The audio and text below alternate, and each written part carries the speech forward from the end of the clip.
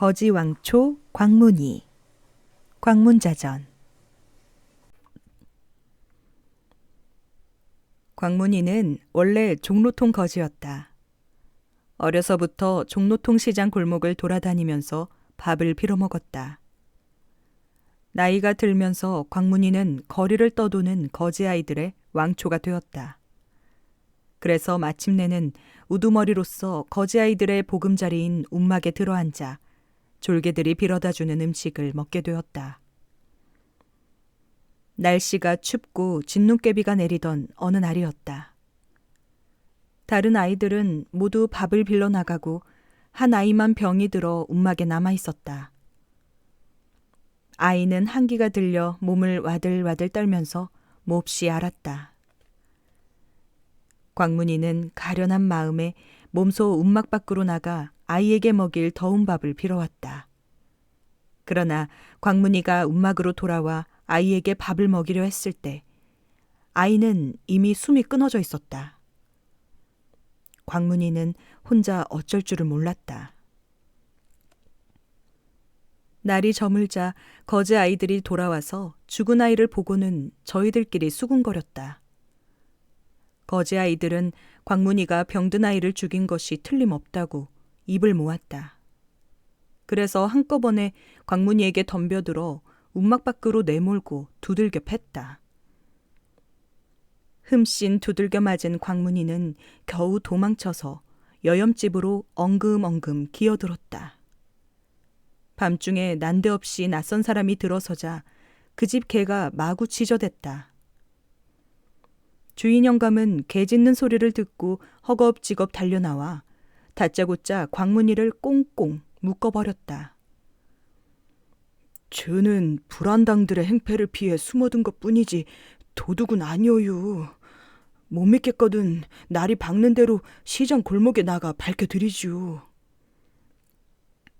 광문이는 주인 영감에게 하소연을 하였다. 주인 영감은 광문이의 말씨가 아주 순박한 것을 보고 도둑이 아니라고 짐작하였다. 날이 밝자 주인 영감은 광문이를 풀어주었다. 광문이는 거듭 고맙다는 인사를 하고는 낡은 거적대기 한 장을 얻어갔다. 주인 영감은 광문이의 행동이 이상해서 몰래 뒤를 밟았다. 광문이는 수표교로 가서 다리 밑으로 숨어들었다.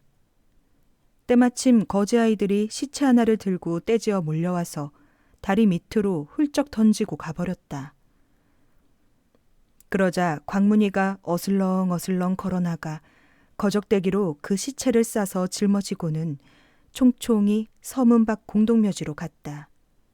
그리고 시체를 잘 묻은 다음 곡을 하면서 제문을 외듯 무어라고 중얼거렸다. 주인 영감은 광문이를 붙들고 영문을 물었다. 대체 어찌 된 일이냐? 광문이는 그제야 지금까지 자기가 한 일과 어제 있었던 일을 모두 털어놓았다.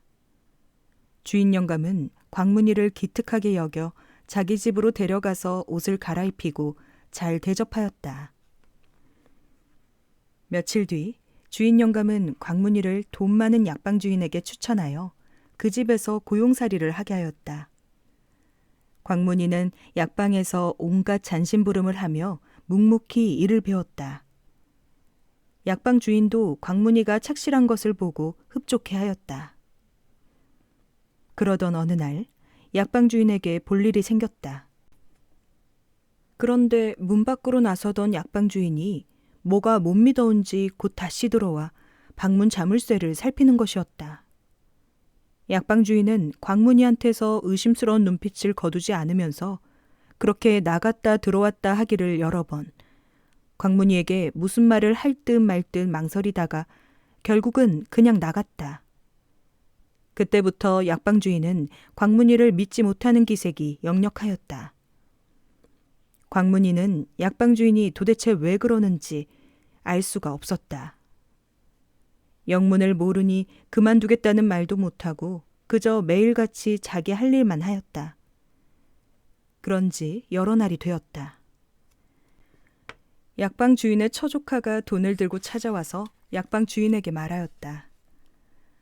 지난번에 돈을 꾸러 왔다가 안 계시기에 제가 방에 들어가서 가지고 갔어요. 아저씨는 모르고 계셨죠? 그제야 약방 주인은 광문이를 대하는 태도를 바꾸었다. 그리고 괜히 광문이를 의심한 자신이 몹시 부끄러웠다. 나는 참 못난 사람일세. 점잖은 자네를 의심하면서 마음 상하게 했으니 자네 볼 면목이 없네.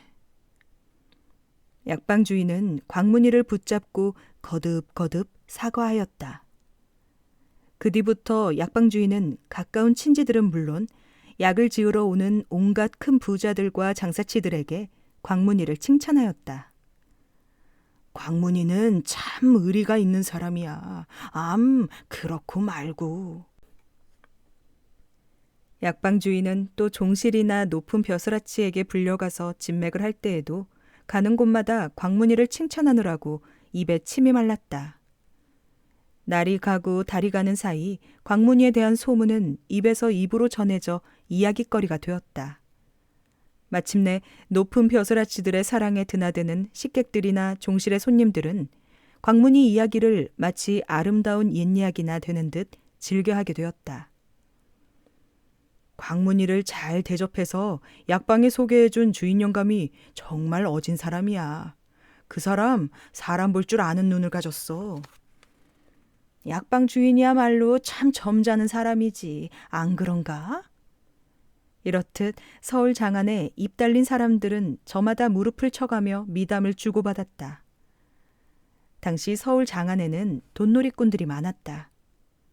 이 돈놀이꾼들은 대개 구슬이나 비취 같은 비싼 장식품들이며 옷가지나 세간, 집이나 논밭, 노비문서 같은 것을 담보로 돈을 빌려주었다.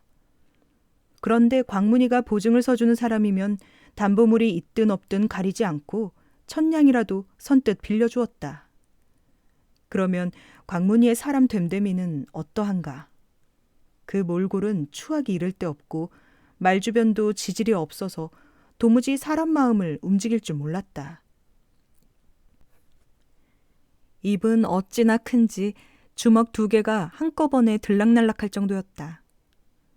광문이는 황진이가 만석이라는 중을 파괴시킨 이야기를 재미나게 꾸민 만석중 놀이를 잘했으며 각설이 타령은 물론 망나니 춤도 곧잘 추었다. 그래서 아이들이 골목에서 서로 헐뜯으며 장난을 칠 때도 곧잘 이렇게 놀려댔다. 광문이가 너네 형이지? 광문이는 길에서 싸우는 사람을 만나면 자기도 함께 싸울 것처럼 옷을 훌훌 벗어던지고 싸움판으로 뛰어들었다. 그리고 알아듣지 못할 소리를 뭐라고 중얼중얼 거리면서 허리를 굽혀 땅에다 금을 긋고는 마치 자기가 판관이 되어 옳고 그름을 가리기라도 할 듯이 덤벼들었다. 그러면 잔뜩 모여든 구경꾼들이 그 꼴을 보고 와하하 웃음보를 터뜨렸고 싸우던 사람들도 그만 싱거워져서는 피식 웃고 흩어져 버렸다.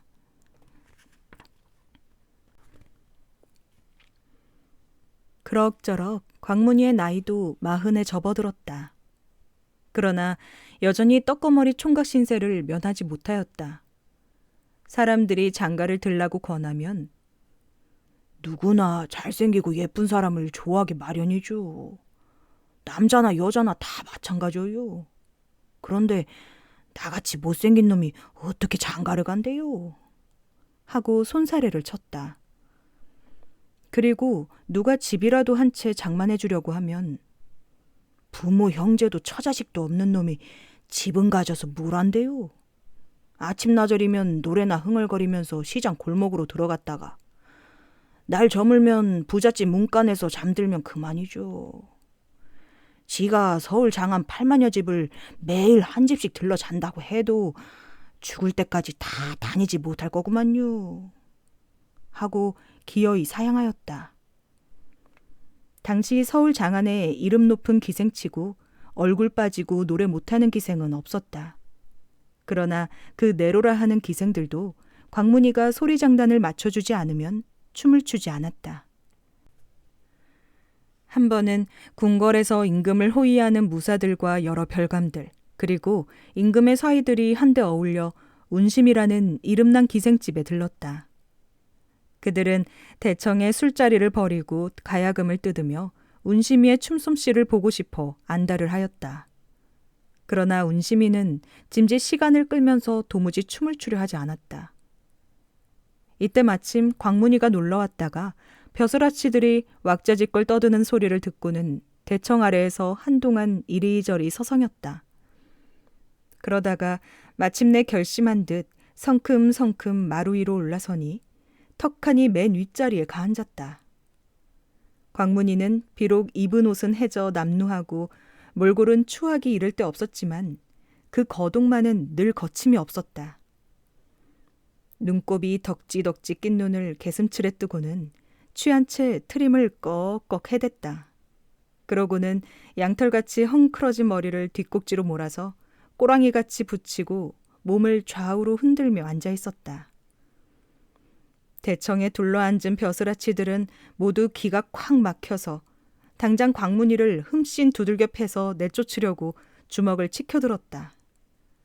그러나 광문이는 더욱 술상 앞으로 척 다가앉더니 무릎 장단을 치며 콧노래를 흥얼거렸다. 벼슬아치들은 그만 어안이 벙벙해져서 멍하니 바라만 보고 있었다. 그제야 운심이가 부랴부랴 일어나서 옷을 갈아입고 춤을 추기 시작하였다. 그때까지 광문이의 소리 장단을 기다리고 있었던 것이다. 좌중은 그제야 흥이 올랐다. 험악하던 술자리는 한순간에 흥겨워졌다. 벼슬아치들은 마침내 광문이와 스스럼 없이 술잔을 주고받았다. 그리고 다시 없는 친구가 되어 헤어졌다. 허생, 책을 덮고 나서다. 허생전. 허생은 남산 아래 묵적골에 살았다. 남산 밑 골짜기로 곧장 가면 우물 위쪽에 해묵은 은행나무가 한 그루 서 있고 살인문 하나가 그 은행나무 쪽으로 늘 열려 있다. 집이라고 해봐야 비바람에 다 쓰러져가는 초가집. 그 집이 바로 허생의 집이었다. 허생은 집에 비가 새고 바람이 드는 것도 아랑곳 않고 글 읽기만 좋아하였다. 그래서 아내가 삭바느질을 해서 그날 겨우 입에 풀칠을 하는 처지였다. 어느 날 허생의 아내가 배고픈 것을 참다 못해 훌쩍훌쩍 울며 푸념을 하였다. 당신은 평생 과거도 보러 가지 않으면서 대체 글은 읽어 뭘 하시렵니까? 그러나 허생은 아무렇지도 않게 껄껄 웃으며 말하였다. 내가 아직 글이 서툴러 그렇소. 그럼 공장이 노릇도 못한단 말입니까? 배우지 않은 공장이 노릇을 어떻게 한단 말이오? 그러면 장사치 노릇이라도 하시죠. 가진 미천이 없는데 장사치 노릇을 어떻게 한단 말이오? 그러자 아내가 왈칵 역정을 내었다. 당신은 밤낮 글만 읽더니 겨우 어떻게 한단 말이오 소리만 배웠나 보구려. 공장이 노릇도 못한다. 장사치 노릇도 못한다. 그럼 하다못해 도둑질이라도 해야 할 것 아니오. 허생은 이 말을 듣고 책장을 덮어치우고 벌떡 일어났다. 아깝구나. 내가 애초에 글을 읽기 시작할 때 꼭 10년을 채우려 했는데 이제 겨우 7년밖에 안 되었으니 어쩔 거나. 허생은 그 길로 문 밖으로 나섰다. 그러나 서울 장안에 아는 사람이라고는 한 사람도 없었다. 허생은 곧장 종로 내거리로 가서 아무나 길 가는 사람을 붙들고 물었다. 여보시오, 서울 장안에서 누가 제일 부자요? 때마침 그 사람이 변시성을 가진 부자를 일러주었다. 허생은 그 길로 변부자를 찾아가 예를 갖춘 뒤에 한마디로 잘라 말하였다. 내가 집이 가난해서 뭘 좀 해보고 싶은데 미천이 없구려. 돈 10,000냥만 빌려주시오. 그러시오. 변부자는 대뜸 그 자리에서 10,000냥을 내주었다. 허생은 돈을 받더니 고맙다는 인사 한마디 없이 가지고 나왔다. 그때 변부자 집에는 자식과 손님들이 많이 모여 있었다.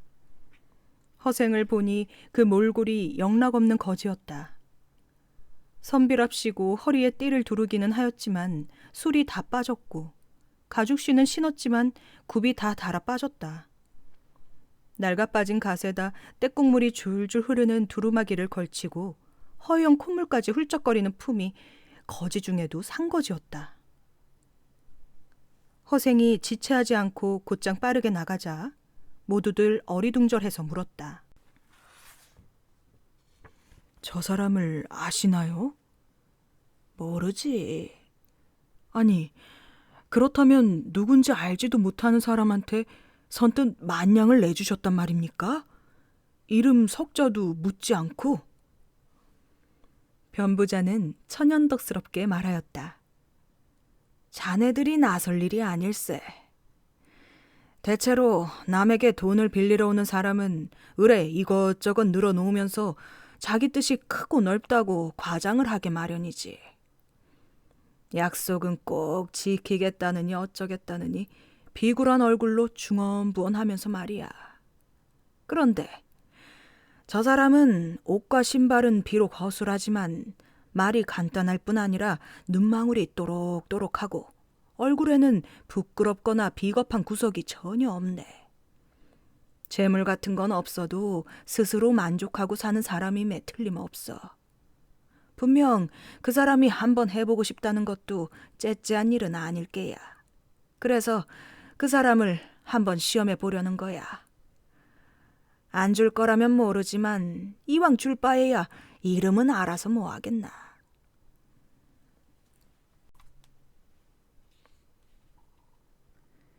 허생은 변부자에게 만냥을 얻어 집에는 들르지도 않고 곧장 안성으로 내려갔다.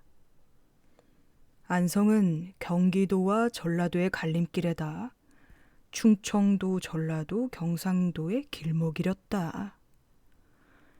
허생은 그 다음 날부터 시장에 나가서 대추, 밤, 감, 배, 석류, 귤, 유자 따위 과일이란 과일은 몽땅 사들였다. 파는 사람이 부르는 대로 값을 다 주고 팔지 않는 사람에게는 값을 배로 주고 사들였다.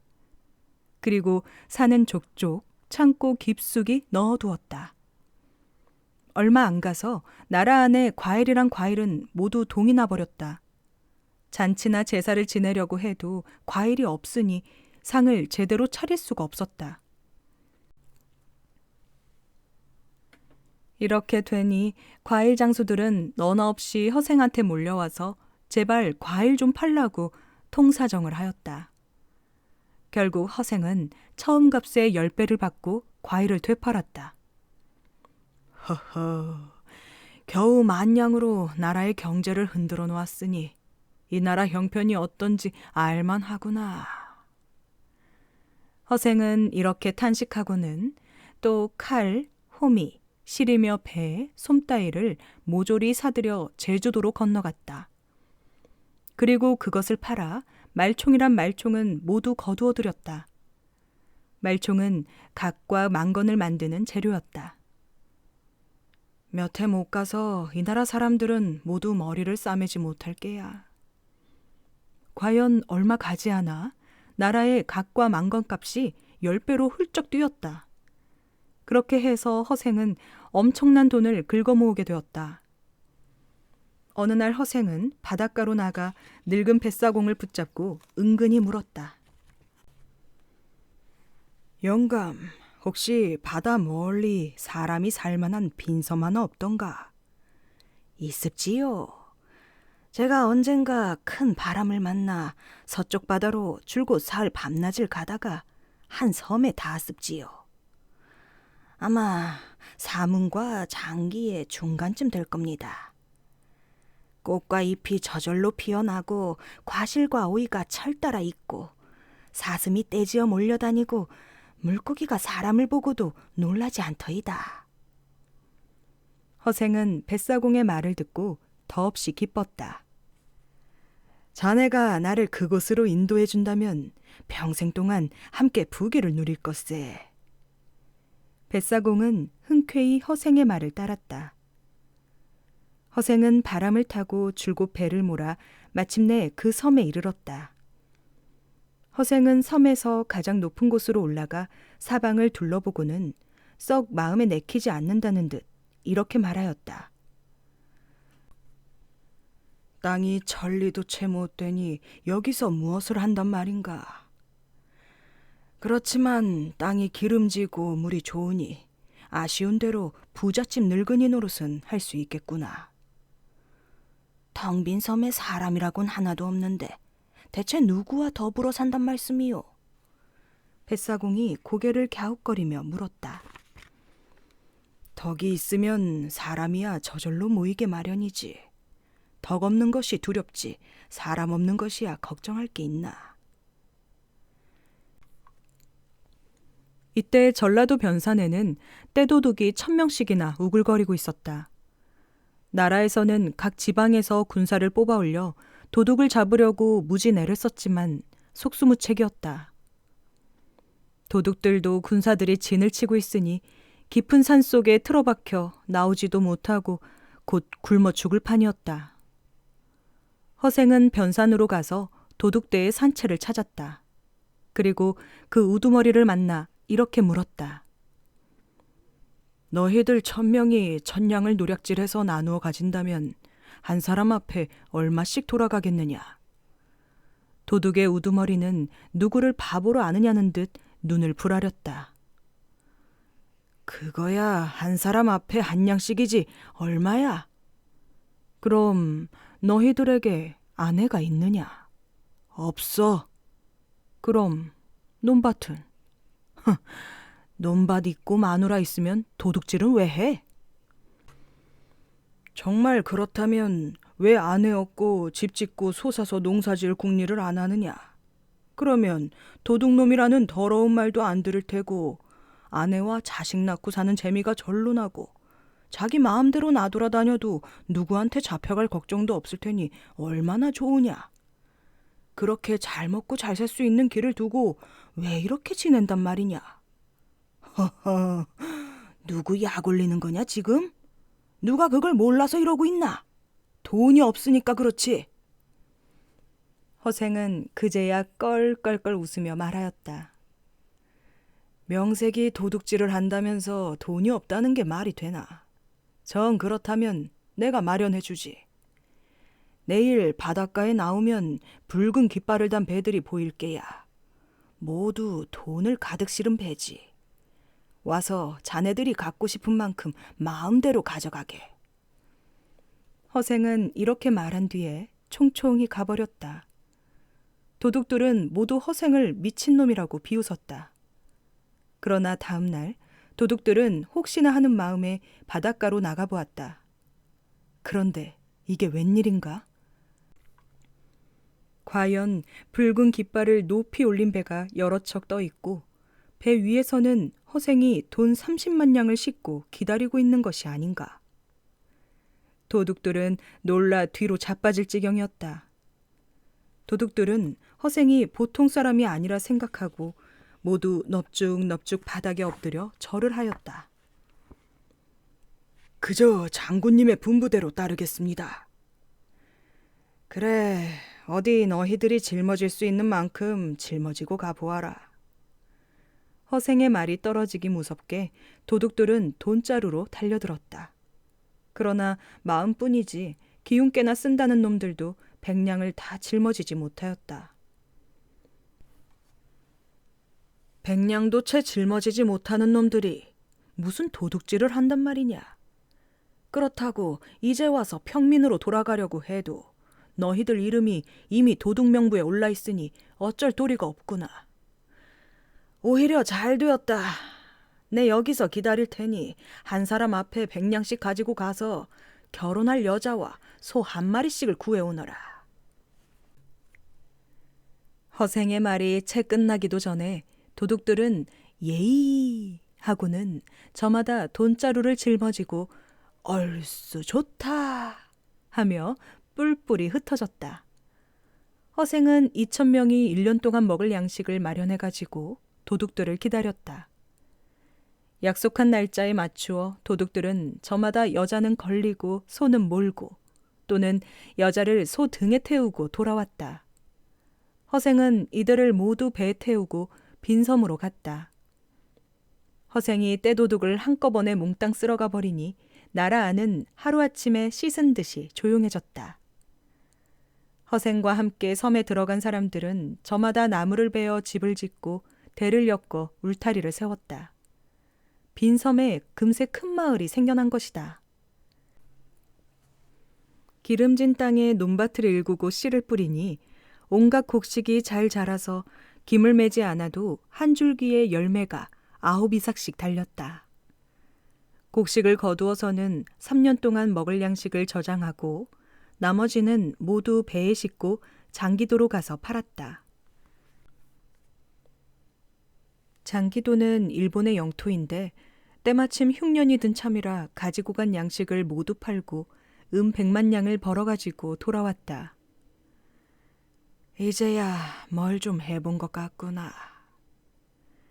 허생은 가슴을 내밀어 숨을 크게 내쉬고는 섬에 사는 남녀 2,000명을 모두 한자리에 모이게 하였다. 내가 처음 너희들과 함께 이 섬에 들어올 때에는 먼저 부자가 되게 한 다음 문자도 새로 만들고 의관도 새로이 정하려 하였다. 그러나 땅은 좁고 내덕 또한 부족하니 난 이제 여기를 떠나련다. 너희들은 아이를 낳거든 오른손으로 숟가락을 잡도록 가르치고 또 하루라도 먼저 태어난 사람이 먼저 음식을 먹도록 양보하게 하여라. 그러고는 자기가 타고 갈 배 한 척만 남겨두고 나머지 배는 모두 불살라버렸다. 가지 않으면 오는 사람도 없겠지. 그리고 100만 냥 중 50만 냥도 바닷속에 던져버렸다. 바다가 마르면 주워갈 사람이 있겠지. 100만 냥이면 조선 땅 안에서도 다 써먹을 수 없는데 하물며 이 조그만 섬에서 어디에 쓰랴. 마지막으로 글을 아는 사람들을 골라 모조리 배에 태우고 함께 조선으로 돌아왔다. 글이란 모름지기 재앙의 근원이야. 이 섬에서 재앙의 뿌리를 없애버려야지. 허생은 조선에 돌아오자마자 남은 50만 냥을 가지고 나라 안을 두루 돌아다니며 가난하고 의지할 곳 없는 사람들을 도와주었다.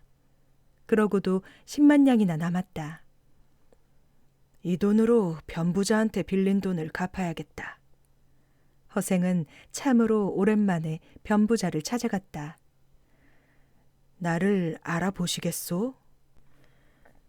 자네 얼굴빛이 전보다 조금도 나아진 것이 없으니 만냥을 고스란히 잃은 모양이군. 허생은 껄껄껄 웃었다. 재물 때문에 얼굴빛이 달라지는 것은 그대 같은 장사치들이나 하는 일이오. 돈 만냥이 어찌 돌을 살찌울 수 있겠소. 그리고 선뜻 10만 냥을 변부자 앞에 내놓으며 말하였다. 내가 한때 굶주림을 견디지 못해 글읽기를 끝내지 못하고 그대에게 만냥을 빌린 것이 부끄러울 뿐이오. 변부자는 깜짝 놀라 일어나서 절을 하며 10만 냥을 사양하였다. 그리고 그때 빌려준 돈에다 10분의 1의 이자만 덧붙여서 받겠다고 하였다. 그러자 허생은 화를 벌컥 내며 그대가 어찌 나를 장사치 취급한단 말인가 하고는 소매를 획 뿌리치고 가버렸다. 변부자는 붙잡아 봐야 소용없을 줄 알고 가만히 허생의 뒤를 따라가 보았다. 허생은 곧장 남산 아래 골짜기로 들어가더니 다 쓰러져가는 초가집으로 들어갔다. 마침 한 할멈이 우물가에서 빨래를 하고 있었다. 저 집이 누구 집이요? 변부자는 할멈에게 은근히 물었다. 허생원 댁이요. 가난한 살림에 늘 글만 읽더니 하루아침에 집을 나가 5해가 지나도록 안 돌아온다오. 안 사람이 혼자 남아 집 떠난 그날을 제삿날로 알고 제사를 지낸다오. 할멈은 혀를 끌끌 찼다. 변부자는 그제야 그 손님의 성이 허씨라는 것을 알고 길게 한숨을 내쉬고 돌아갔다. 이튿날 변부자는 받은 돈 10만 냥을 모두 가지고 가서 다시 돌려주려고 하였다. 그러나 허생은 끝내 받지 않았다. 내가 부자가 되고 싶었다면 굳이 100만 냥을 다 내버리고 이 10만 냥만을 갖겠소. 정 그렇다면 내가 이제부터 그대에게 의탁하고 밥을 먹겠으니 자주 와서 나를 좀 돌봐주시오. 그저 식구 수만큼 양식과 옷을 대어주면 그만이오. 그 이상의 헛된 재물을 가지고 부질없이 마음을 괴롭히고 싶지 않소. 변부자가 갖은 말로 허생을 설득하여 보았으나 허생은 끝끝내 듣지 않았다. 변부자는 그때부터 허생의 집에 양식이나 옷이 떨어질 때가 되면 몸소 찾아가 도와주었다. 허생은 언제나 그것을 기쁘게 받아들였다. 그렇지만 조금이라도 많이 가지고 가면 금방 좋지 않은 기색을 내보였다. 어째서 나한테 재앙을 떠안기려 하는 것이오? 그러나 변부자가 술병이라도 들고 가는 날이면 더욱 반가워하며 둘이서 권커니 작거니 취하도록 마셨다. 몇 해를 이렇게 지내는 사이에 두 사람의 정은 날로 두터워져 갔다. 어느 날 변부자가 내내 궁금해하던 것을 조용히 물었다. 5해 동안에 어떻게 100만 냥을 벌었소? 그건 어려운 일이 아니오. 우리 조선은 외국과 무역이 적고 수레가 나라 안을 두루 돌아다니지 못하는 까닭에 모든 물건이 한자리에서 나고 한자리에서 소비되죠. 1000냥은 적은 돈이니 그 돈으로는 한 가지 물건을 몽땅 사들여 독점할 수는 없겠지. 하지만 그것을 100냥씩 10로 쪼개면 10가지 물건을 골고루 살 수가 있지. 단위가 적으면 그만큼 돈을 굴리기가 쉬우니 한 가지 물건에서 실패를 보더라도 다른 9가지 물건으로 재미를 볼 수 있지 않겠소. 이게 바로 장사치들이 이익을 남기는 방법이 아니겠소. 그러나 10,000냥을 가진다면 한 가지 물건을 모조리 독점해서 살 수 있지. 수레에 실린 물건이면 수레째로 몽땅 살 수 있고, 배에 실린 물건이면 배째로 몽땅 살 수 있고, 한 고을에 가득 찬 물건이면 온 고을을 통틀어 살 수 있겠지. 마치 그물로 한꺼번에 끌어 모으듯이 나라 안의 물건을 몽땅 사들일 수 있단 말이오. 이렇게 한 가지 물건을 독점해 버린다면 그 물건이 동이 나면서 장사치들도 어떻게 손을 써볼 도리가 없겠지. 그렇게 되면 값이 천정부지로 뛰는 게지. 그러니까 10,000냥을 가지고 100만 냥을 버는 것은 어려운 일이 아니지요. 그러나 이것은 백성들을 못 살게 하는 방법이지.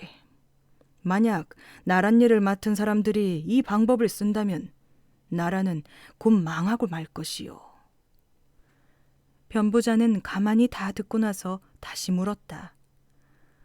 그럼 어떻게 내가 10,000냥을 선뜻 내어줄 거라고 생각했어? 허생은 대답하였다.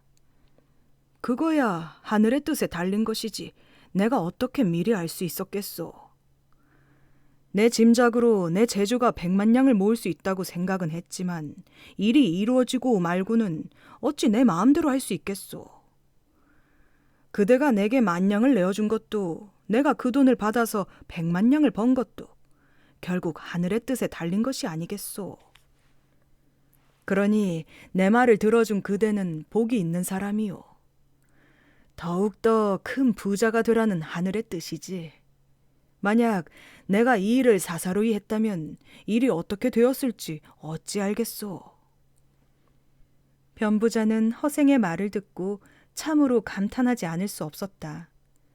자기 같은 장사치들은 도저히 상상도 못할 배포요 도량이었다. 변부자는 허생 같은 선비가 초야에 묻혀있는 것이 안타까웠다. 바야흐로 지금 사대부들은 남한산성의 치욕을 씻으려 하고 있어. 지금이야말로 지혜로운 선비가 발뚝을 걷어붙이고 나설 때가 아니오. 그런 재주를 가지고 어째서 괴롭게 파묻혀 지낸단 말이오. 어허, 예로부터 묻혀 지낸 사람이 어디 한둘이오. 지금도 신기하고 뛰어난 재주를 가지고도 때를 만나지 못해 산속과 바닷가에 묻혀 세월을 보내는 사람이 많지요. 그러니 오늘날 국정을 맡은 자들의 그릇을 알만하지 않소. 나는 장사에 재주가 있는 사람으로서 내가 번 돈이 구왕의 머리를 살 수 있을 만큼은 되었지요. 그러나 그것을 그냥 바닷속에 던져버리고 온 것은 마땅히 써먹을 데가 없기 때문이었소. 변부자는 허생의 말을 듣고는 길게 한숨을 쉬고 돌아갔다. 변부자는 오래전부터 이완과 친분이 있는 사이였다. 때마침 이완이 어영대장이 되어 변부자를 찾아왔다. 혹시 백성들 중에 신기한 재주를 숨기고 있어 함께 큰일을 해볼 만한 사람이 없던가? 변부자는 즉시 허생의 이야기를 해주었다. 변부자의 말을 듣고 난 이 대장은 깜짝 놀라 물었다. 놀랍구나. 정말 그런 사람이 있단 말인가? 그래, 그 사람 이름이 뭐라고 하던가? 소인이 그 사람과 3년을 가까이 지냈는데 아직도 그 이름을 모르고 있습니다. 그냥 허씨성을 가졌다는 것밖에 모릅니다. 그 사람 보통 사람이 아닌 게 틀림없네. 우리 한번 함께 가보세. 밤이 되자 이 대장은 수행하는 병졸들을 모두 물리치고 변부자와 단둘이 허생의 집을 찾아갔다. 변부자는 이 대장을 잠시 살인문 밖에 기다리게 하고 혼자 안으로 들어가 허생에게 이 대장이 몸소 찾아온 이유를 이야기하였다. 허생은 변부자의 말을 들은 채 만취하였다. 자고 온 술병이나 어서 내놓으시오. 변부자는 하는 수 없이 술병을 풀어 둘이서 잔을 주고받았다. 그러나 변부자는 술을 마시면서도 문 밖에 세워둔 이 대장에게 마음이 쓰였다. 그래서 거듭 이야기를 하였지만 허생은 도무지 아랑곳하지 않았다. 어느덧 밤이 깊었다. 그제야 허생은 손님을 좀 불러볼까? 하였다. 그러나 이 대장이 방으로 들어와도 허생은 자리에서 일어나지도 않았다. 이 대장은 몸둘 바를 몰라 하다가 서둘러 나라에서 큰일에 쓸 인재를 구하고 있다는 말을 장황하게 늘어놓았다. 허생은 이 대장의 입을 막기라도 하듯 손을 내저었다. 밤은 짧은데 말이 길어서 듣기에 참 지루하군. 그래, 지금 그대의 벼슬이 뭐요? 어영대장입니다. 그래요? 그렇다면 나라에서는 믿을 만한 신하겠군. 내가 제갈공명 같은 사람을 추천할 테니 임금께 아뢰어 삼고초려하시게 할 수 있겠소? 이 대장은 고개를 숙이고 한참 생각하더니 대답하였다. 그건 어렵겠습니다. 임금께서 친히 거둥하시는 일이 어찌 쉽겠습니까? 차라리 그 다음 계책을 듣고자 합니다. 나는 원래 두 번째라는 것은 모르오. 허생은 딱 잘라 말한 뒤 다시 입을 열지 않고 술잔만 기울였다. 그러나 이 대장이 옆에 붙어 앉아 거듭거듭 묻자 마지못한 듯 말문을 열었다. 조선이 옛날 명나라에 입은 은혜가 있다고 해서 명나라가 청나라에 망한 뒤에 명나라의 많은 자손들이 우리나라로 망명해와 떠돌아다니며 살고 있다고 들었소. 그대가 조정에 청하여 종실의 딸들을 그 사람들에게 시집 보내고 세도가들의 재산을 빼앗아 그 사람들에게 나누어 줄 수 있겠소. 이 대장은 또 고개를 숙이고 한참을 생각하더니 입을 열었다. 어렵겠습니다. 지체 높은 종실의 어른들이 어찌 하고 많은 신랑감을 두고 귀한 딸을 나라도 없이 떠도는 자들에게 시집 보내겠습니까? 이것도 어렵다. 저것도 어렵다. 도대체 그럼 뭘 할 수 있단 말이오? 그럼 아주 쉬운 일이 한 가지 있는데 할 수 있겠소? 그 말씀을 듣고자 합니다. 무릇 천하를 도모하고자 한다면 먼저 호걸들과 사귀지 않으면 안 될 것이요. 남의 나라를 치고자 한다면 첩자를 보내지 않고는 성공할 수 없는 법이요. 지금 청나라가 천하의 주인이라곤 하지만 중국 사람들과는 친하지 못한 판이니 다른 나라보다 먼저 항복을 한 우리나라를 제일 믿고 있을 게 아니요. 그러니 우리가 당나라 원나라 때처럼 우리나라 젊은이들을 청나라에 유학 보내어 벼슬도 하고 상인들도 자유로이 왕래할 수 있도록 해달라고 하면 우리의 청을 기쁘게 받아들일 것이요. 그러면 나라 안에서 젊은이들을 뽑아 되놈처럼 변발시키고 되놈 옷을 입혀 들여보내 그중 선비들은 빈공가를 보도록 하고 장사치들은 멀리 강남에까지 들어가 그들의 실정을 정탐하게 하는 거요. 그러면서 그곳의 호걸들과도 사귀게 한다면 그때 비로소 천하를 도모하여 병자호란의 치욕을 씻을 수 있을 것이요. 이 대장은 얼빠진 듯 가만히 듣고 있다가 겨우 입을 열었다. 사대부들이 모두 몸을 삼가고 예법을 지키는 마당에 누가 제 자식의 머리를 깎고 되놈 옷을 입히겠습니까?